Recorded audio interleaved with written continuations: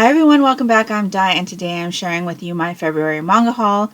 I'll also give you a little bit of an update as to our credit system, and if you haven't heard me talk about our credit system, my daughter and I have implemented a credit system where we can gain credits to purchase mangas by reading what we have in our collection. So I go more into depth about that in my January manga haul, so if you're interested in hearing about that, you can check out that video. I'll link it down in the description box below. So obviously this month's stack looks a lot smaller. There is a little bit of a caveat that I'll need to talk to you about when we get to it, but pretty happy with how the whole credit system is working out for us so far. So yeah, I'm going to go through this stack again. I'll let you know what we've used credits on and things like that. So let's just get into it. Right off the top here, I do have a light novel. This is Nier Automata Long Story Short. This is written by Jun Eishima and original story by Yoko Taro. This is one that I've been meaning to put into our collection for a while. My daughter has played a little bit of the Nier Automata video game, and I've watched her play it. It was really, really interesting.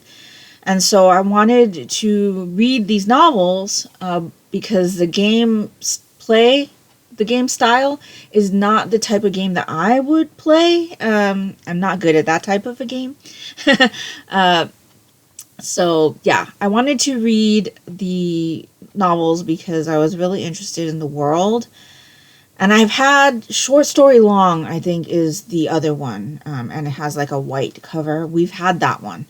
And so I've been meaning to pick this one up and just haven't. And then I saw it on the shelf when we were at the store, the Barnes & Noble, for the Monochrome Manga Club meeting at the end of February.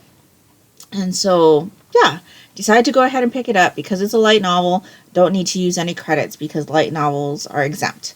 So I'm looking forward to this. We have started collecting the Nier Automata Yorha Pearl Harbor Descent record manga that Square Enix is coming out with, and so I'm really looking forward to getting into this world.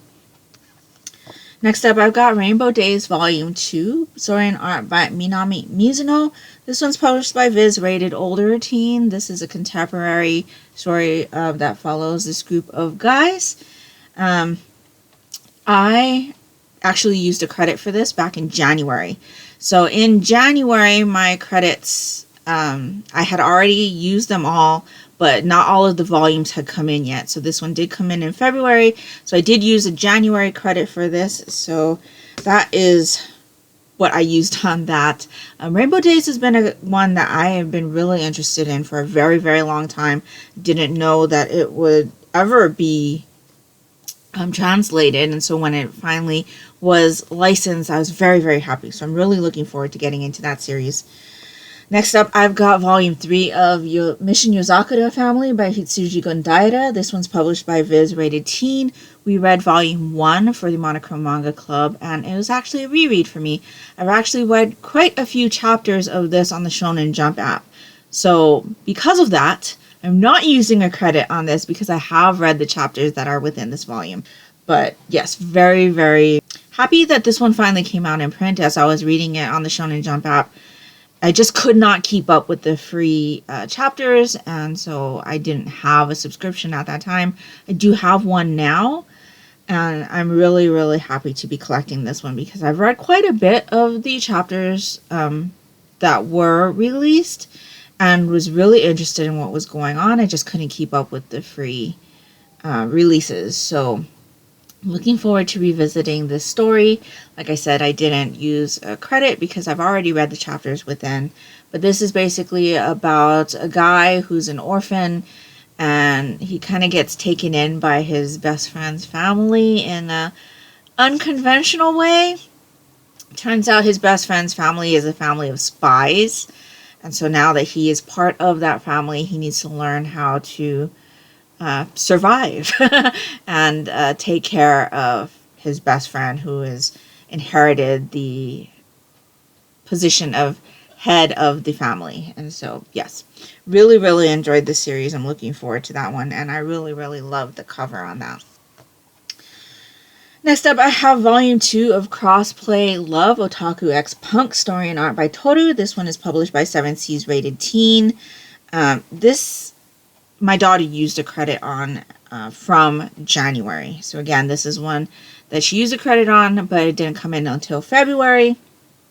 I believe this story is about two guys that go to the same school, except one of them works at a maid cafe and cross-dresses, and they end up forming some kind of relationship.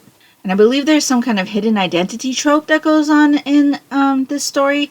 I haven't actually read the first volume, but I'm really looking forward to getting into this one. I think I'm going to hold on to it for the Manga Pride Readathon, which I believe is happening again this year. And so, yes, my daughter is super interested in this one as well, because it does sound a little bit comedic. And yeah, I'm looking forward to this one, and my daughter used one of her credits. She also used one of her credits from January on Sasaki and Miano, Volume 7 by Shoharu Sono. This one's published by Yan Press, rated teen. This is a contemporary BL romance. We read Volume 1 for the Monochrome Manga Club, and though I enjoyed it, I did not enjoy the way that it was presented. And so I have a little bit of disappointment with my experience in reading that first volume, but I think maybe watching the anime will help me out, and my daughter really enjoyed it, though. And so, yeah, she used one of her credits from January for that. I picked up Volume 1 of My Special One by Momoko Koda. This one's published by Viz, rated older teen. This is a contemporary romance. I think this is like an idol romance where our main character ends up crossing paths with a J-pop idol or something like that. And there's some kind of misunderstanding. It sounded interesting. I'm really looking forward to this one. And so because it is a first in a series, I did not have to use a credit for that. Now here's where I need to make a little bit of a an exception. So we read Volume 1 of Kamisama Kiss for the Monochrome Manga Club in 2022 as one of the first in a series selections, and I really enjoyed it. However, collecting it has been a bit of an issue. And so Viz recently had a digital manga sale on this series. And so I decided to go ahead and collect the rest of it digitally. However, the last 3 volumes of the series weren't on sale. And so it made more sense for me to just get the physical volumes because they were just about the same price. So I might as well have it physically for a little bit more than have everything digitally. And I already have the first volume physically. So I did pick up volumes 24, 20, and 23, 24, and 25, I think, physically. Though only volume 24 has come in so far.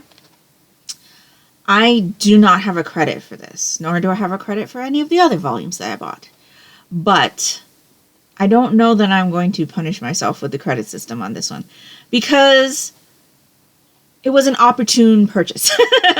I would only purchase this one if it made financial sense to do so. And in that case, it did make financial sense for me to pick them up digitally because the savings was there. And so, yeah, I'm glad that I am going to eventually have this whole series. Like I said, volumes 23 and 25 are still on order, but I should have them soon, hopefully. But I do have the rest of them digitally. So yeah, I picked this one up. This is like a supernatural kind of story where we have a girl who ends up becoming the keeper of a shrine because her father kind of skips town, leaving her with the debt collectors to hound her. So she gets the opportunity to like stay at a shrine, but doesn't realize that she also needs to take over the guy's job, which is kind of as the local deity. So she needs to like help people who come to pray at the shrine and things like that. And there's helpers there for that help the shrine and things.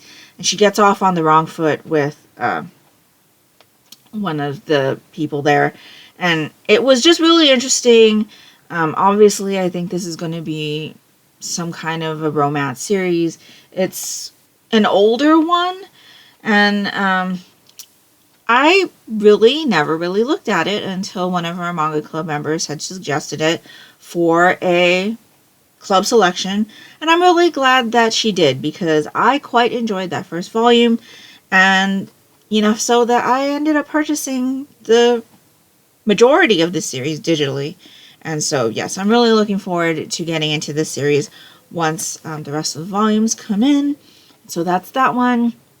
Like I said, I'm not sure what I'm going to do about that one. I typically don't share with you what I pick up digitally because I don't really count that because I don't see it. It's not putting any kind of inconvenience on me as far as my shelf space goes.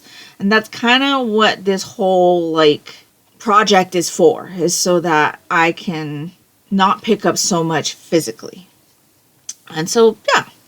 I prefer to pick up physically, like I said, if it makes financial sense to do so. But if it's a deeply discounted price digitally, then that makes more sense for me. So anyway, that's that.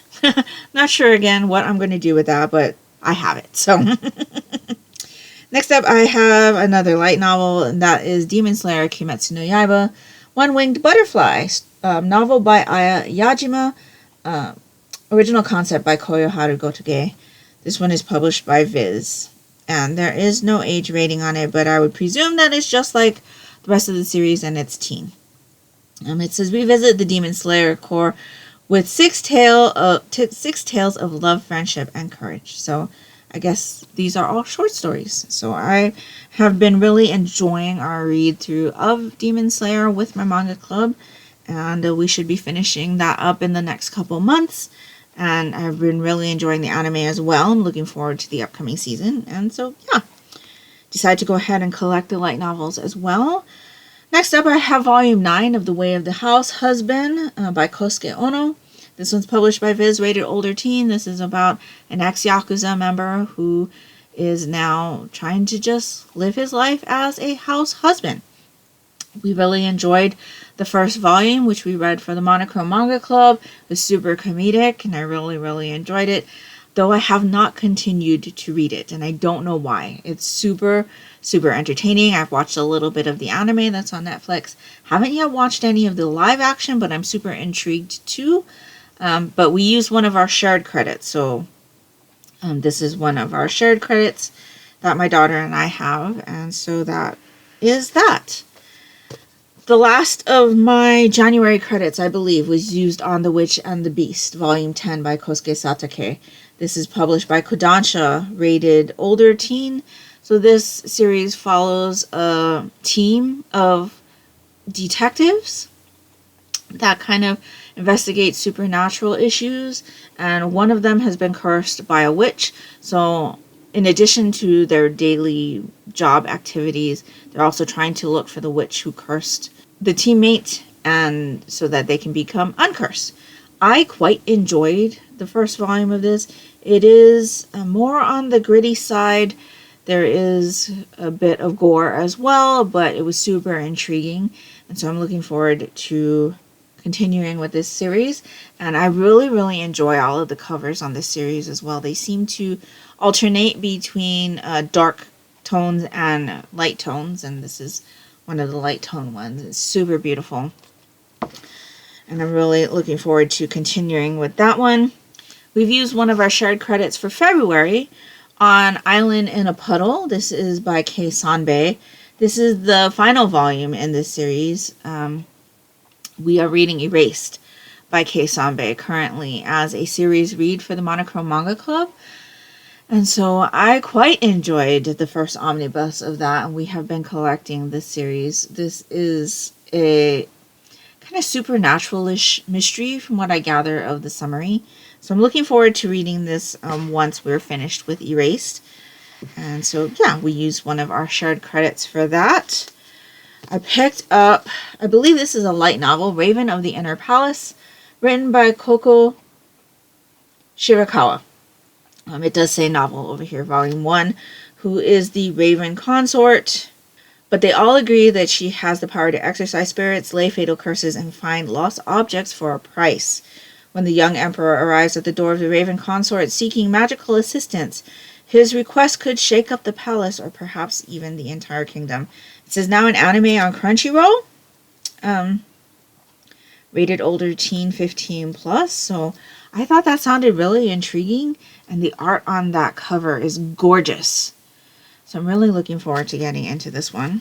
Supernatural mysteries are definitely my thing. Next up, we've got Volume 2 of Villains Are Destined to Die by Suol. Story and art by Gwon Gyo-ul. This is published by Issei Press, rated teen. We read Volume 1 for the Monochrome Manga Club. Really, really enjoyed it. This is a full-color manhwa, and it follows a woman who gets sucked into an otome game, and she's kind of trying to find a way to get out. And so I really, really enjoyed it. Really enjoyed talking about it with my Manga Club members as well. And I'm looking forward to seeing what our character gets up to in that next volume. Because we have already read the previous volume and we are up to date as far as reading it, we didn't have to use a credit on that. I picked up Fire Force, the second omnibus. So this is volumes 4, 5, and 6. By Atsushi Okubo, published by Kodansha, rated older teen. I used my February credits on this. So I read 6 volumes in February, and so I had 3 credits, and this is 3 volumes, so I used the 3 credits. And we're really, really looking forward to reading through this eventually. I really like these omnibus editions. As long as I haven't started collecting anything singularly, I do like to go for the omnibus, and that's the case with this, even though I do have most of it digitally from a Humble Bundle. But this follows a world where people die from spontaneous combustion, and there is a special team of fire people who go and take care of the people who are afflicted with this condition. And we specifically follow our main character, Shinra, who has had a family member who has died from spontaneous combustion. And there's something else in his past that's a little bit mysterious. And I just really, really enjoyed the anime. I'm looking forward to reading the manga. And so, yeah, we're starting to collect this one physically. And I'm really, really enjoying that. So the last thing that I have for the month of February's pickups is this light novel. So this is Bond and Book, The Devotion of the Surgery Room by Mizuki Nomura, illustration by Miho Takeoka. This is published by Yen On, rated ages 13 and up, so that is teen. So this is, I believe, the first book in the Bond and Book series. The second book, which is the long, long goodbye of the last bookstore. I hauled that a few months ago. And so my mom picked this one up for me. I had no idea about this one, but one of her co-workers is really into light novels, and they put her onto this one. So she brought this one home for me. Apparently it's the first in the series, but I just had never heard of it. And so I'm looking forward to reading this one. The back of this says the bond between books and readers carries beyond the page. So that must be kind of the theme of the series. But this one is about a high schooler that can hear the voices of books. And he happens to notice one that is lost and crying. He sets out to reunite a children's classic with its original owner. So the summary here kind of says that it's a mystery. So I'm intrigued. I like mysteries. And so, yeah, I'm really looking forward to checking this one out. And that is everything that I have purchased in the month of February. Or at least has come in the month of February, because some of those were ordered in January and didn't come in until February. So I'm very glad that the stack is of a reasonable size this month, even though I did pick up quite a few digital volumes. But like I said, I don't normally share the digital pickups with you. I don't buy them often. Normally, it's just things that I get on Humble Bundle, with the rare pickup of ongoing series that are hard to pick up physically or are just so much cheaper digitally that it just makes sense to pick it up digitally. And so, yeah, most of my digital manga pickups are Humble Bundle pickups, or have been anyway. And I think the only other thing that I'm collecting digitally currently is What Did You Eat Yesterday? So yeah, I don't share my digital pickups with you often, but I felt like I needed to this month because of what had happened. So yeah, let me know down in the comments below if you have picked up any of these volumes or any of these titles and what you think of them. But please, no spoilers past the first volume. Thank you. And if you have any kind of manga buying, purchasing, like guidelines that you're giving yourself this year, or credit system like I have, I'd really love to know the details on that as well. And how you're doing on it. And if nothing else, and you'd just like to let me know that you were here, if you could leave me a rain cloud emoji, because it is raining where I am today, down in the comments below, that would be greatly appreciated and would really help me out. And that will do it for me today. So I hope you're all doing great. I hope you're all safe and healthy. And until next time, take care and smile always. Bye.